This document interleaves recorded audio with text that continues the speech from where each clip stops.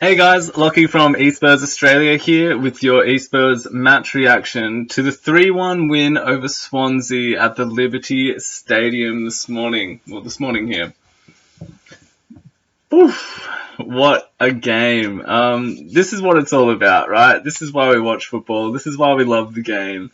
For that chance, you pour your emotions into a match and the payoff sometimes is out of this world.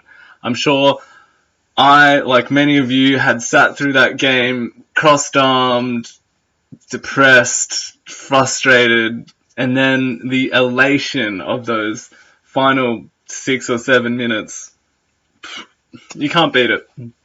It is a really, truly amazing feeling. And it's just great to be Spurs at the moment, isn't it? I mean, brilliant. Before I get into the match, I think it would be prudent to just talk about what an important sort of achievement that was for the club. Pochettino is just cementing himself as like a truly great manager in European football at the moment. I mean, we were without half of our full strength squad. Our bench looked very thin and very young and very inexperienced this morning. And yet, we were able to overcome an incredibly stubborn defense away from home, and we just never gave up. It was so mentally tough. We had the added pressure of being back in a title race, playing at the same time as our rivals, and we didn't give up. I think many of you, like me, did give up. By that 80th minute, I had given up, and I was like, well, Spurs, what do you do? But the players didn't give up, which is incredibly important and just heartwarming. It was brilliant. Let's get into the game itself. I mean, we started really well. A few quite good chances for Son. Then Sissoko sort of should have been able to square the ball. He had two free players. It was a simple tap-in situation, but he couldn't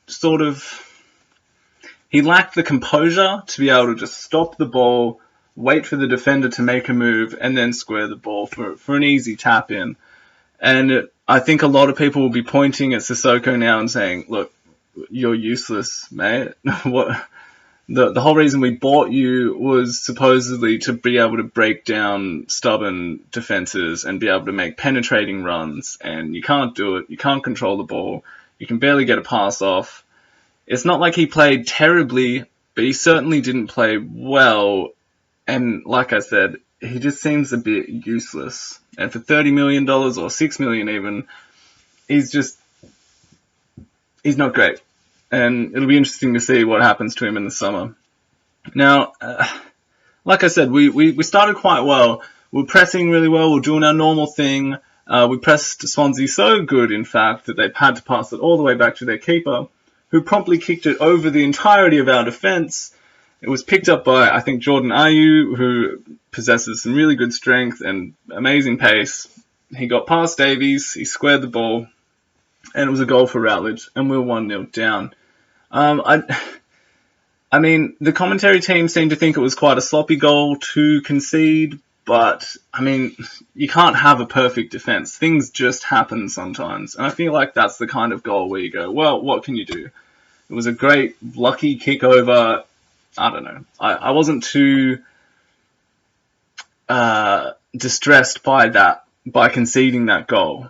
But what was distressing was it was the exact opposite of the situation that you want to be in against a side struggling at the bottom. Obviously, they were going to just sit back and defend the whole game and hopefully get us on the counter because the onus was on Spurs to come out and play. Now, if we score early, the game is basically in our possession. We can sit back a little bit, wait to pick them apart. But if Swansea were to score first, the game, I mean, they can just sit right back and absorb all the pressure and hopefully nick one on the counter-attack. Now, that's exactly what happened. They had about 10 men in their box all the time, and they shut down space, and they frustrated us. It was a really good defensive display by Swansea, but not a great watch. We didn't play poorly. We dominated possession, but it was just it's a hard thing to do. If you've got 2 players in the box waiting for a cross, but about 7 defenders, the chances that you get that chance are just really, really slim. Especially if you don't have your top scoring talismanic striker on the pitch. And you're, understaffed in other important departments as well. So, with that being said, it was about 70 minutes of frustration, wasn't it? I mean, apart from a few long-range efforts and Dele Alli's audacious attempt at a bicycle kick, it was pretty dire viewing. I guess the game, it didn't really change until the very last portions of the game where you could tell Pochettino was just going all in. And it's a really good sign of a manager to be able to make that decision and go, look, Davies, you're off. Nkudu, get on there. I don't think he places much trust in Nkudu, but he thought, I need attacking players on the pitch, and that's exactly what I'm going to do. Sissoko had been brought off for Janssen, so we were just pouring it forward. And it wasn't until there was a really good chance for Janssen to score. Dele Alli with another brilliant little chip over the top of the defence, similar to the one that he did for Harry Kane to score against West Brom. And Janssen, he got in the space well, and he got the shot off, but Fabianski did come out very well and smothered the shot and sort of got injured in the process, which was led to this interesting thing when you're watching where Paul Clement, had his substitute goalkeeper ready and the sign was up. And Fabianski's there in his goal going, no, like a 13-year-old Saturday morning soccer, just going, no, I don't want to come off. And, he won that battle. He stayed on to concede 3 goals, which was very good to see for the former Arsenal man. The goals, really great stuff. Eriksson he flashed a volley wide, a good idea. If it's on target, it might creep into the bottom corner. If the goalkeeper parries it, he's parrying it straight to potentially an attacking player. And if it goes wide, hopefully you've got someone running in there to get a good tap in, but they have to have the instinct and the smarts to be there, which is exactly what Dele Alli has. He has shown in recent weeks an immense amount of maturity and intelligence for a football player. He's basically now a second striker. He knows how to get in those zones and he knows how to finish. And that's exactly what he did. He could sense the situation. He ran to where he knew he needed to be and he was there for the tap-in. And we were back in the game in the 88th minute.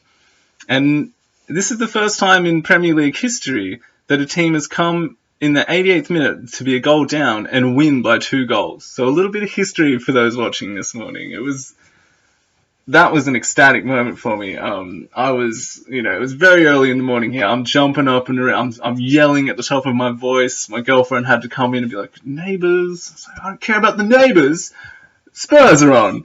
But, and at that point, I'd gone from, giving up all hope, like I'm sure many of you had, to we are definitely going to win this game because that's what Spurs do now. We've got that toughness, that we're the comeback kings, and that's exactly what we did. Janssen, you got to watch there's a few little gifs going around on Twitter or just watch the highlights. Janssen doing what now is becoming his sort of trademark, holding the ball up with his back to goal and, looking for a good pass to provide. And this pass, he backheeled it through the defender's legs. The awareness to know that Sonny was rushing in for the goal was simply amazing. It was a brilliant, brilliant assist from Janssen. And, could be the signs that he is going to just bloom in this late part of the season when we really need him. And he's already, he's doing some stuff for us. I really like the guy, and I'm glad he's starting to get a chance again. So, yeah, once Son scored, I was running around the house. It was amazing. just to come back so late in a game like this, such an important game, when we've been disappointed so many times in the past like this. But also, in the last 2 years it's almost like we shouldn't be surprised anymore that we would come back like that. It was amazing. And then Dele Alli provides one of the most pinpoint, beautiful through balls for Christian Eriksen to latch onto. Such a classy goal. He just dropped the shoulder, faked out the defender, and placed it so well into the corner for 3-1, and he ran into the crowd to celebrate. It was an ecstatic moment for any Spurs supporter out there. I'm just so glad I was there for it. Well, not there, but in the moment I was there. There's a couple of notes. I was writing notes throughout the game, and after about 10 minutes, I just gave up. I was like, this is stupid, and I stopped writing them. But I did some more before.